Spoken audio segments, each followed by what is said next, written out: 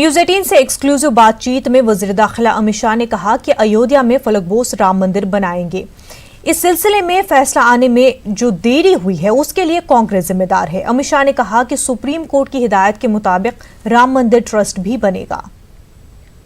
राम जन्मभूमि का मंदिर का जो केस चल रहा था सुप्रीम कोर्ट के सामने, वो केस का विषय ऐसा था कि ये भूमि किसकी है जी, और इसका विवाद था। तो स्वाभाविक रूप से इसका निर्णय न्यायालय ने करना चाहिए।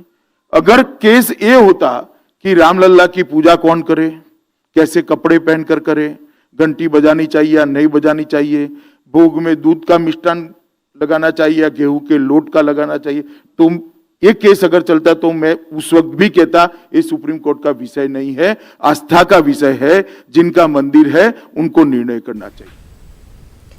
बाबरी मस्जिद मामले में मुस्लिम फरीक की जानिब से दिसंबर के पहले हफ्ते में सुप्रीम कोर्ट में रिव्यू पिटीशन दाखिल किया जाना है, लेकिन जफरयाब जिलानी के हालिया बयान ने action committee, personal law board और मुकदमे से मुंसलिक लोगों को कुछ तशवीश में मुब्तला कर दिया है।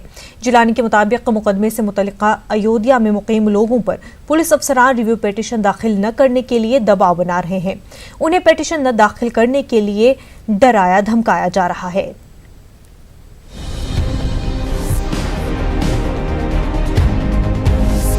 जफरयाब जिलानी के मुताबिक मुकदमे से मुतल्लिका अयोध्या में मुकीम लोगों पर पुलिस अफसरान रिव्यू पिटीशन दाखिल न करने के लिए दबाव बना रहे हैं।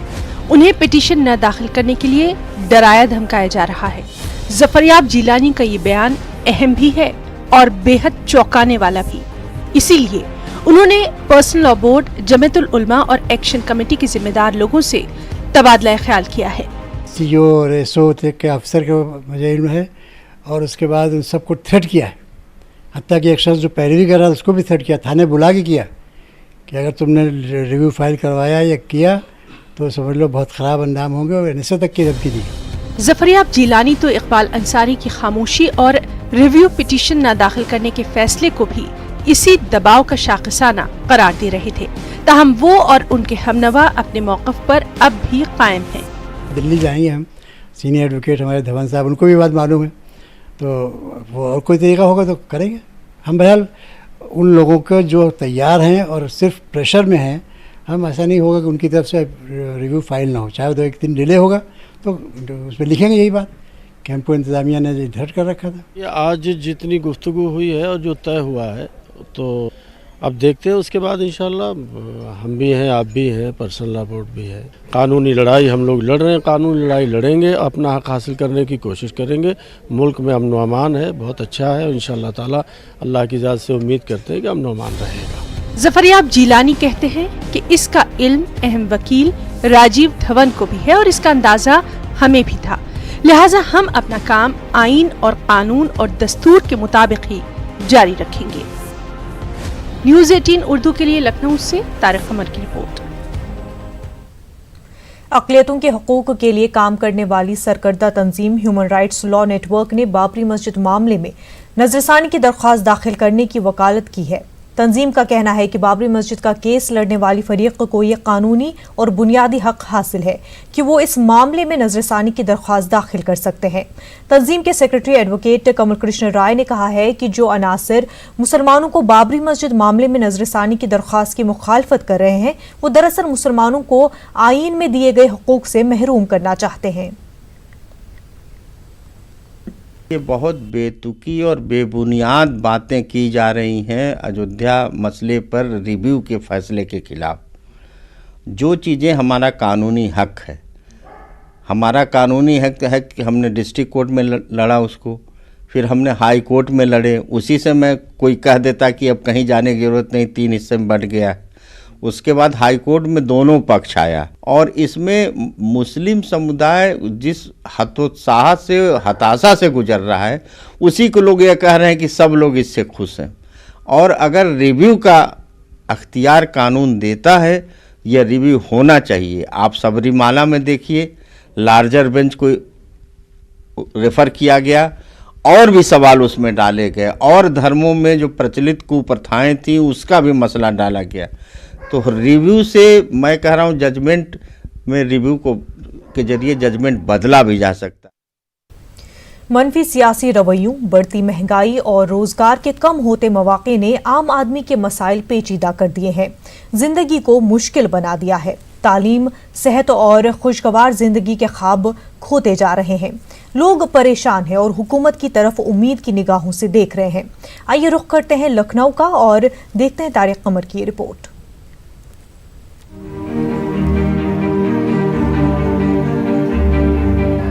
तुम्हारी राह में मिट्टी के घर नहीं आते, इसीलिए तो तुम्हें हम नजर नहीं आते। महसूस होता है जैसे अरबाब इक़्तिदार और अवाम के रास्ते बिल्कुल मुख्तलिफ हैं, और कभी कभी तो ऐसा लगता है जैसे दानिश्वरान सियासत और अहले हुकूमत की निगाहें उन मसाइल तक पहुंचती ही नहीं जिनसे मुल्क का गरीब और कमजोर तबका दो चार है। तस्वीर का दूसरा रुख ये भी है कि मसनदों पर विराजमान लोगों को खूब मालूम है कि किसको कितना दर्द है और कोई क्यों करा रहा है। हमको भी उसी नज़र से देखा जाए, हम भी यहीं के रहने वाले हैं, इसी मिट्टी में हम भी पले हैं और हमने भी यहीं जन्म लिया है। ऐसा नहीं है कि हमारे अंदर किसी से नफ़रत है, किसी का कुछ है, नहीं। हम चाहते ये हैं कि जिस तरह यूनिवर्सिटी के तलबा को बढ़ाने की कोशिश की जाती है, इसी तरह हमको भी बढ़ाने की कोशिश की जाए, हमको भी आजमाया जाए और हम अगर नाकाम हो तो फिर हमसे कहा जाए। शिक्षा की ज़रूरत है और नौकरियों की ज़रूरत है। बेरोज़गारी पूरे हिंदुस्तान में बढ़ गई है, इसकी ज़रूरत है। और ये मंदिर मस्जिद के मामले बंद होना चाहिए, इसे ख़त्म कर देना चाहिए। इसको छोड़ के शिक्षा पर ध्यान देना चाहिए, जो शिक्षा पर ध्यान ही नहीं दिया जा रहा बिल्कुल। और एजुकेशन के मामले में लेकर के परेशान है, हज की परेशानी है। इस सिलसिले में हुकूमत को गौर करनी चाहिए कि मुसलमान जो दूसरा अक़लियती फ़िरक़ा है और बड़ा फ़िरक़ा है, उसको नज़रअंदाज किस सूरत में नहीं किया जा सकता है। जो ख्वाब दिखाए गए थे, जो वादे खाली झोलियों में डाले गए थे, वो तो पूरे नहीं हुए। इसके बरक्स बेरोजगारी और गरीबी बढ़ने की शिकायतें आम हैं। आम आदमी को 2 वक्त की रोटी मिले, साफ सुथरा माहौल मिले, आमदनी में इजाफा हो तो वो किताबों की तरफ देख सकेगा, बच्चों के लिए स्कूल का इंतखाब कर सकेगा। लेकिन जब हाथ, जेब और पेट सभी कुछ खाली हो तो ख्वाब भी टूटने बिखरने लगते हैं। जो असली मुद्दे हैं देश के, जो आवाम के मुद्दे हैं, उससे हम लोग कहीं ना कहीं बहुत पीछे जा रहे हैं और धीरे धीरे ये इस तरह से हो रहा है कि स्थिति बिल्कुल विस्फोटक होती जा रही है। इस वक्त जो एक मिडिल क्लास है, जो वो भी इस चीज़ को लेकर के कोशां है कि अगर आप तहरीक चलाने से कुछ नहीं होता था, लेकिन अब अगर आप चलाएं, एक अप्रोप्रिएट टाइम है तो ज़्यादा से ज़्यादा लोग अपना रिसोर्स, बैंडविड्थ, एनर्जी देने को तैयार हैं, काम करने को तैयार हैं। जिंदगी से जद्दोजहद करते लोग मायूसी की गिरफ्त में हैं और उन लोगों की तरफ देख रहे हैं जिन्होंने अभी तक वादे और ख्वाब पूरे नहीं किए। न्यूज़ 18 उर्दू के लिए लखनऊ से तारिक अमर की। यूनिवर्सिटी कॉलेजों में रेगुलर दाखिलों के अलावा डिस्टेंस लर्निंग के जरिए भी ख्वाहिशमंद तालिब इल्म आला तालीम हासिल करने के अपने ख्वाब और मकसद को पूरा कर सकते हैं। मेरठ में भी मुख्तलिफ कॉलेजों में डिस्टेंस लर्निंग के ये मराकज़ कायम हैं। ऐसा ही एक सेंटर फैज़-ए-आम डिग्री कॉलेज भी गुज़िश्ता कई बरसों से खिदमात अंजाम दे रहा है। खास तौर पर मदारिस के तालिब इल्मों में रुझान पैदा करने और जदीद तालीम से जोड़ने के लिए भी कोशिशें अंजाम दे रहा है।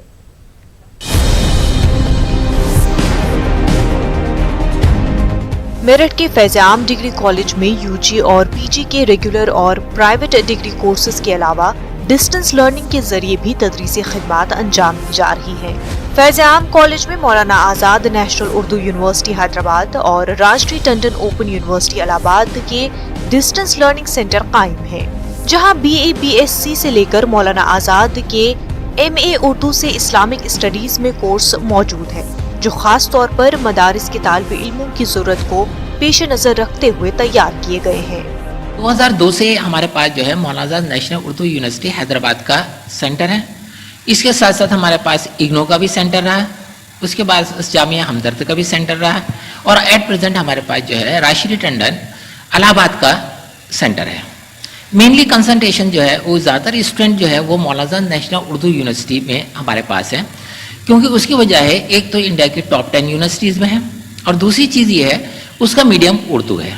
तो बेसिक कंसेप्ट उसका ये है कि जो स्टूडेंट मदारिस से अपनी तालीम फारिग कर चुके हों और उनके पास वो डिग्री हो जो इंटर के बराबर है या वो डिग्री है जो उनके पास बीए के बराबर है, तो उस डिग्री के बिहाफ पर वो बीए कर सकते हैं और एमए कर सकते हैं। अगर कोई बच्चा एमए करता है तो उसके बाद हम उनसे ये कहते हैं बच्चों से, अब आप नेट करिए और पीएचडी करिए और फिर हायर स्टडी के अंदर आप जाइए। उर्दू अरबी मदरसा तालीम के माहिरीन और खुद फैज़-ए-आम कॉलेज में डिस्टेंस लर्निंग सेंटर के इंचार्ज और प्रिंसिपल का मानना है कि खास तौर पर मदारिस के तुलबा को जदीद आला और प्रोफेशनल कोर्स की तालीम से जोड़ने के मकसद के शुरू किए गए डिस्टेंस लर्निंग के ये प्रोग्राम जानकारी और बेदारी की कमी के सबब मुकम्मल तौर पर अपना मकसद हासिल करने से अभी भी दूर है। जितने भी सेंटर्स अवेलेबल हैं, पहली बात तो उनकी तादाद निहायत कम है और जहाँ पे तादाद है भी तो वहाँ से तुल्लाब उलूम दीनिया यानी जिनको आप कह रहे हैं मदारिस से मुताल्लिक़ तुल्लाब हैं, उन तक सही तौर पे मालूमात नहीं पहुँच पाती है। टारगेट करने के लिए अगर यूनिवर्सिटी लेवल से या ये कि उस जो सेंटर है सेंटर लेवल से हर मदरसे को टारगेट किया जाए तो मैं समझता हूँ एक अच्छी खासी तादाद जो है वो लड़कों की निकल सकती है। साल हमारे यहाँ बीए के अंदर जो न्यू एडमिशन हुए हैं वो 26 एडमिशन न्यू हुए हैं।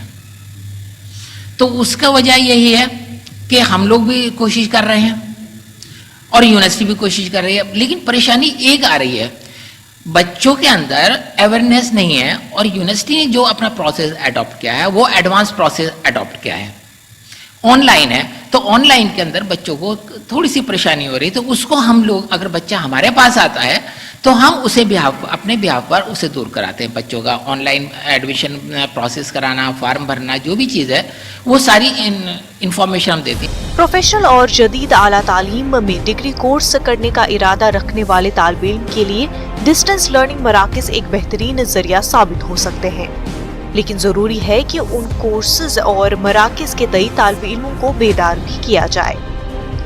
मेरठ से तंजीर अंसार की रिपोर्ट। मुस्तकबिल में हिंदुस्तान के अंदर पानी का जबरदस्त बहरान आने वाला है, जिसको लेकर हुकूमत अभी से संजीदा हो गई है। हुकूमत हिंद और यूरोपीय यूनियन के कई ममालिक के इश्तराक से एक प्रोजेक्ट पवित्र की शुरुआत की गई है, जिसमें 12 ममालिक के रिसर्च सेंटरों के साथ 10 हिंदुस्तानी इदारों के रिसर्च सेंटर काम करेंगे और इसकी क़यादत करने की जिम्मेदारी अलीगढ़ मुस्लिम यूनिवर्सिटी को सुपुर्द की गई है। आज अलीगढ़ मुस्लिम यूनिवर्सिटी के शोबे एनवायरमेंटल इंजीनियरिंग में मुनक़िदा वर्कशॉप में यूरोपीय यूनियन के वफ़द ने AMU के साइंटिस्ट प्रोफेसर नदीम खलील से मुतल्लिक़ा प्रोजेक्ट पर तबादला ख्याल किया। देश की जो पानी की समस्या है, चाहे वो ड्रिंकिंग वाटर हो, वाटर सप्लाई हो या वेस्ट वाटर ट्रीटमेंट की बात हो, ये एक कंसोर्टियम प्रोजेक्ट है जो यूरोपियन कमीशन और गवर्नमेंट ऑफ इंडिया द्वारा स्पॉन्सर किया गया है फंड प्रोग्राम। तो लगभग जो इसकी टोटल प्रोजेक्ट कॉस्ट है वो 28 करोड़ रुपए के आसपास है।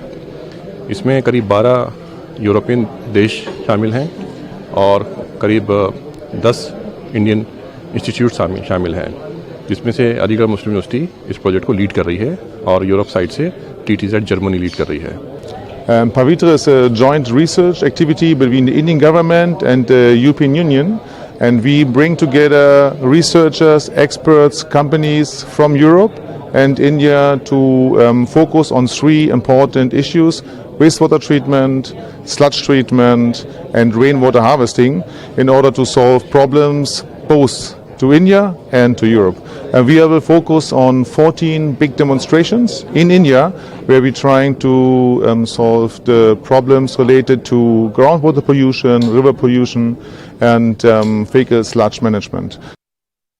अलीगढ़ मुस्लिम यूनिवर्सिटी के अकामती हॉल रास मसूद के बाहर एक तालिब इल्म रिजवान को गोली मारने के मामले में अलीगढ़ पुलिस ने 3 दिन के अंदर ही 2 लोगों को गिरफ्तार करके जेल भेज दिया है। आज SPST अलीगढ़ अभिषेक ने प्रेस कॉन्फ्रेंस करके पूरे मामले की तफसील बताई। वहीं अहम सवाल ये है कि जिस तालिब इल्म को गोली लगी है वो भी AMU से 5 साल के लिए मुअत्तल है, तो फिर वो कैंपस के अंदर क्या कर रहा था? इसका AMU इंतजामिया के पास कोई जवाब नहीं है। पहले भी आपके हाथ आया। रोजमर्रा के इस्तेमाल में आने वाली खुर्दनी अशिया की जब कीमतें आसमान छूती है तो लोगों का रद्द-ए-अमल भी आना लाजमी है। मुल्क भर में प्याज की बढ़ी हुई कीमतें इन दिनों मौज़ूए बहस बनी हुई है। अलीगढ़ में भी प्याज 80 रुपए से 100 रुपए फी किलो तक फरोख्त हो रही है, जिसने लोगों का बजट बिगाड़ दिया है। ये जो डेली की चीज़ें हैं हम लोग अपने घर में यूज़ करते हैं, बेसिक नेसेसिटी है ये, इसको हर हाल में कम होना चाहिए, क्योंकि आप कोई भी चीज़ बनाएंगे you need onions in that, हर चीज़ में। पकाने खाने में परेशानी हो रही है। कौन आदमी खरीद रहा है जो पहले 5-5 किलो प्याज ले आता वो आधी किलो 1 किलो में ले जाता है और एक गांठ से चला रहा है अब काम। गरीब आदमी की बजट से ये बिल्कुल दूर है, बहुत ज़्यादा है, 80 is too much। मंडी से महंगी आ रही है, यहाँ पर भी महंगी बिक रही है, ग्राहक लेने वाला नहीं है। यहाँ पर दुकानदार सुबह से शाम तक बैठा रहता है, कुछ नहीं है, ग्राहक आए। सोनभद्र के एक प्राइमरी स्कूल में मिड डे मील में दूध घोटाला सामने आया है। यहाँ 1 लीटर दूध 80 तलबा को पिलाया गया। आप हैरान होंगे कि 1 लीटर दूध 80 बच्चों को कैसे बांटा गया होगा। दरअसल एक पतीले में 1 बाल्टी पानी गर्म किया गया और फिर उसमें 1 लीटर दूध डाला गया। जब यह खबर फैली तो शिक्षा मित्र को बर्खास्त कर दिया गया।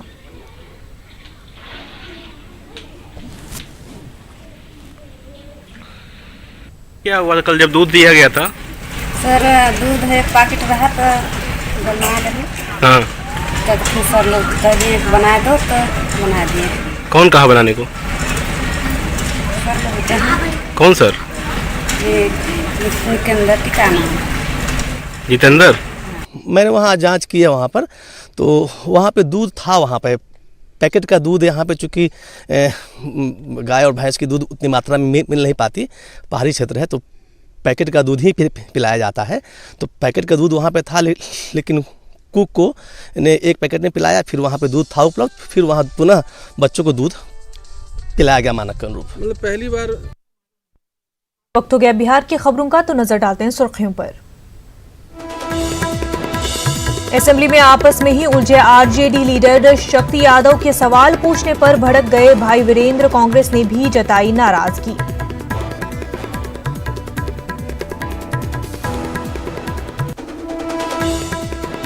असेंबली के सरमाई सेशन के आखिरी दिन बेरोजगारी के मुद्दे पर हंगामा। असेंबली के अंदर और बाहर ऑपोजिशन का एहतजाज।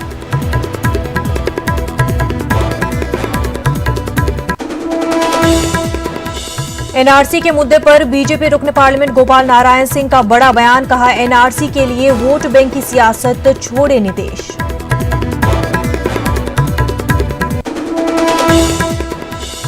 वैशाली में पंचायत के फरमान के बाद खातून ने नौजवान को पीटा। नौजवान पर गलत नीयत से घर में घुसने का इल्जाम।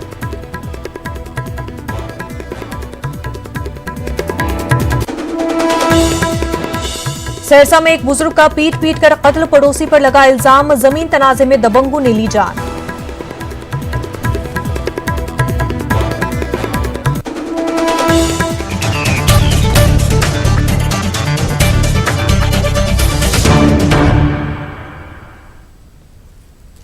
तन्हाई का एहसास या किसी के अपने लोगों से दूरी का एहसास सिर्फ इंसानी जज्बात ही नहीं है, बल्कि सोहबत की कमी का पेचीदा रद्द-ए-अमल है। हालांकि मौजूदा वक्त डिजिटलाइजेशन और इंतहाई मरबूतियत का है, उसके बावजूद बढ़ती उम्र वाली दुनिया की एक बड़ी आबादी तन्हाई के साथ जदोजहद कर रही है।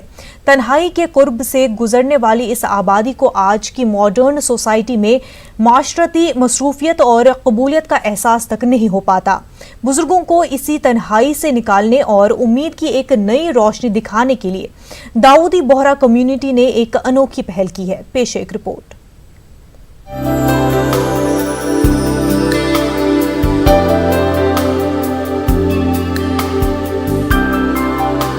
एक तहकीक के मुताबिक 125 करोड़ से ज्यादा की आबादी वाले हमारे मुल्क में तकरीबन हर दूसरा बुजुर्ग तन्हाई और माशरती तन्हाई का शिकार है, जिसकी वजह से बेशुमार सेहत से जुड़े मसाइल पैदा होते हैं, जिनमें इस्तिराब, अफसरदगी और यहाँ तक के क़ब्ल अज़ वक्त अमवात भी शामिल हैं।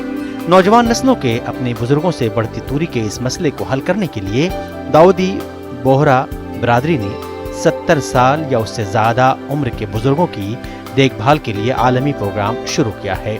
27 नवंबर से शुरू किए गए इस प्रोग्राम का मकसद माशरे में उम्र रसीदा अफराद की उनके उनकी मुख्तलिफ ज़रूरियात में शिरकत करके उनकी मदद करना है और नौजवानों से मिलकर उन्हें अपने बूढ़े वालिदैन और दादा दादी को ज़्यादा वक्त देने की अहमियत की वजाहत करके सेहतमंद माहौल पैदा करना है। नौजवान रजाकार बिरादरी के मेंबरों से मशवरा करने और साहिल समंदर, पार्क्स और रिजॉर्ट्स में तफरीह और तफरीही सफरों के लिए हिंदुस्तान के अलग अलग गांव और शहरों में 200 घरों के दौरे कर रहे हैं। और मुझे प्रोग्राम में शरीक करने से मैं मौला की बहुत एहसानमंद हूँ, क्योंकि मुझे ये बहुत प्रोग्राम एकदम रिनोवेटिव, एक्टिवेटेड और फॉर सीनियर सिटीज़न के लिए बहुत फ़ायदेमंद नज़र आ रहा है। और आगे से भी मैं इसमें भाग लेना चाहती हूँ, क्योंकि हम लोग यहाँ आके ऐसा लगता है कि हम बहुत यंग हो गए हैं, जैसे बच्चों के जैसे हम नाचते कूद रहे हैं, मज़े ले रही है। तो आगे से भी मौला से गुजारिश है कि आइंदा भी मैं ऐसे को प्रोग्राम में शरीक होना पसंद करूँगी। हम लोग अलीबाग में आए हैं। ये मंजर भाई मोटी वाले के बंगलों के ऊपर है और बंगलों के बाहरी साइड पर हम लोग बैठे हैं। सब लोग अपने अपनी चेयर्स पे बैठ के गप्पा हाँक रहे, गप्पे मार रहे हैं, सब लोग एंजॉय कर रहे हैं अपने अपने ढंग से। कोई खेल रहा है, कोई टेनिस खेल रहा है, कोई क्रिकेट खेल रहा है। हम लोग आज सुबह से अलीबाग आए थे, हम लोग को लेके आया था, बहुत अच्छा लगा, बहुत एंजॉय किया। ऐसा हम लोग बार बार आते रहे और ऐसा हम एंजॉय करते रहे। हमको बहुत बड़ी खुशी हुई। हम लोग के जो है ये प्रोग्राम किया, हर बार करते रहे और हम लोग एक साथ में हिल मिल के सब एक आते जाते रहे, एंजॉय करते रहे। दाऊदी बोहरा बिरादरी की इस खास पहल पर अमल करते हुए रजाकार बुजुर्गों से पार्कों और घरों में मिलते हैं, उनके ज़रूरी मेडिकल चेकअप्स करवाते हैं, उन्हें कई तरह के वर्जिश के बारे में जानकारी देते हैं। ये सच है कि माशरे पर अपने बुजुर्गों का शुक्रिया अदा करना बहुत बड़ा कर्ज है। उनकी क़ुर्बत और उनके तजुर्बात से बेशक हम अपना मुस्तक़बिल संवार सकते हैं। Bureau report, news 18 Urdu. Bihar के वज़ीर आला नीतीश कुमार को नोबेल इनाम देने की मांग की गई है। जेडीयू के एमएलसी खालिद अनवर ने बिहार कानून साज काउंसिल में इसकी मांग की। दरअसल माहौलियाती तब्दीली को लेकर आज काउंसिल में खास मुबाहिसे का इनेकाद किया गया। इस मुबाहिसे के दौरान जेडीयू एमएलसी खालिद अनवर ने नीतीश कुमार के लिए कसीदे पढ़ते हुए नोबेल इनाम देने तक की मांग की। नीतीश कुमार ने एक तारीखी काम किया, बहुत हिस्टोरिकल बात है ये कि ज्वाइंट सेशन 8 घंटे चला यहाँ पे, और फिर मिशन के तौर पे क्लाइमेट चेंज को एक मिशन बनाया गया। बिहार में 12 करोड़ लोग लगे हुए हैं इस मिशन को सक्सेस करने के लिए। तो मैंने हाउस में ये बात कही कि जब अल्बर्ट गोरे जूनियर को नोबेल प्राइज़ मिल सकता है उनके काम की वजह से, तो अगर हाउस नीतीश कुमार को इस बात के लिए तैयार करे, हाउस नॉमिनेट करे, तो इससे मैसेज जाएगा दुनिया के अंदर कि देखिए बिहार जैसा स्टेट अगर क्लाइमेट पे काम कर रहा है जिसको दुनिया फेस कर रही है, तो दुनिया के और स्टेट भी इस पे काम करना शुरू करेंगे। परिवर्तन पर जो उनका जो काम शुरुआत हुआ, 8 घंटे का विधानमंडल में आज विशेष उस पर बहस हुई। इन सारी बातों को देखते हुए कि इतना इम्पोर्टेंट चीज़ है, यदि किसी को मिल सकता है तो माननीय नीतीश कुमार को भी नोबेल पुरस्कार मिले, यही बात हमने बताया।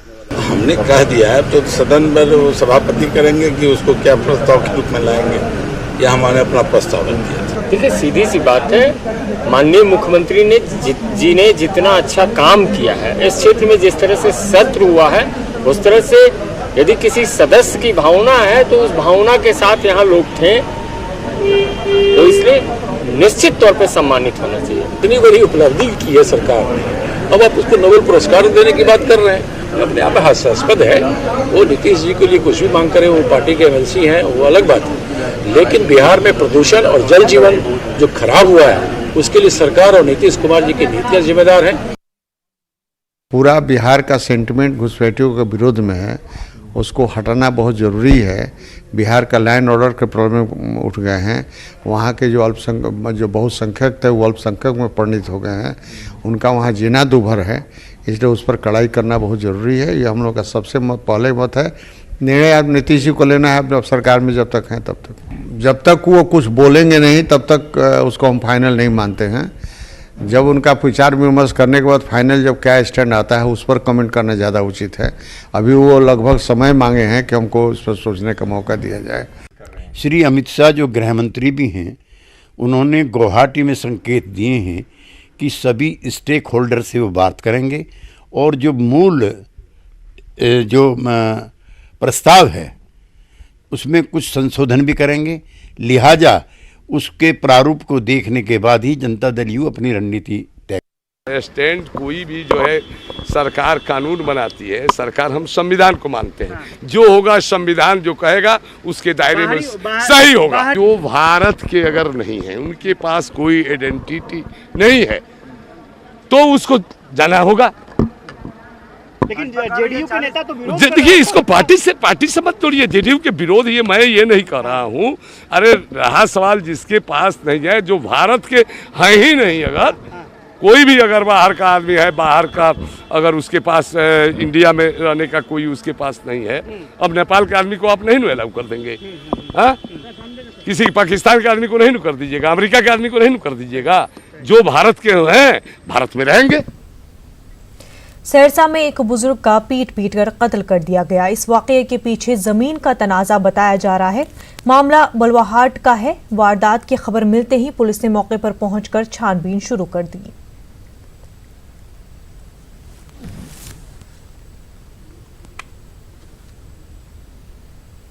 बोझ खा के आ रहा था मेरा बाबूजी, वही रास्ते में मेरा गोतिया 7 से 7 आदमी मिलकर उसको बहुत पीट के मार दिया।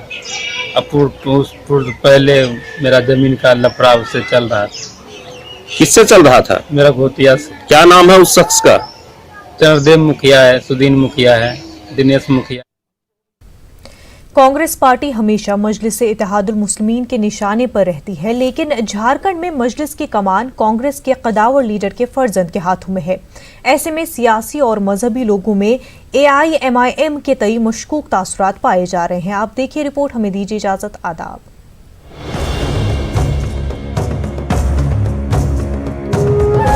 झारखंड की सियासत में मजलिस इत्तेहादुल मुस्लिमीन की एंट्री से सियासी मंजरनामा बदलने का इम्कान नजर आ रहा है।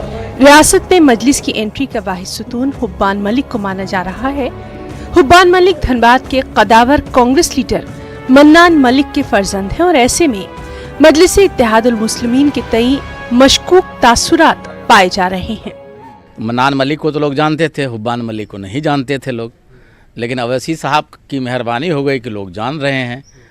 और ये अवाम इसलिए हंस रही है कि बाप को कांग्रेस का टिकट है और बेटा मजलिस के स्टेट प्रेसिडेंट हैं। तो मैं समझता हूँ कि ये वरगलाने का एक चल रहा है और सब लोग TRP बना रहे हैं। उनके साहबजादे जरूर AIM के अध्यक्ष हैं, उनका अपना सोच है, अपनी नज़रिया है, लेकिन उनके वजह से अगर पार्टी को नुकसान होती है, मन्नान मलिक जी को नुकसान होती है, या वो अगर किसी तौर पर अगर भारतीय जनता पार्टी को लाभ पहुंचता है इससे,